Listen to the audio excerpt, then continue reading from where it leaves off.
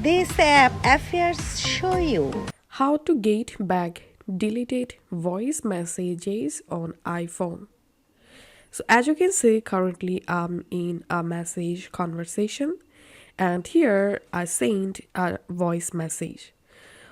Or if you received a voice message and if you accidentally deleted the voice message,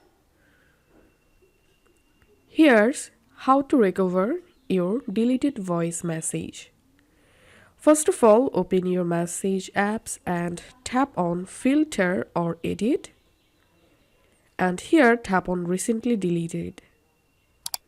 And here you have to select the conversation and just tap on recover. Tap on recover messages. Once done, go to all messages, go to the conversation, and here you will find your deleted voice message. That's how we can easily recover our deleted voice messages on iPhone.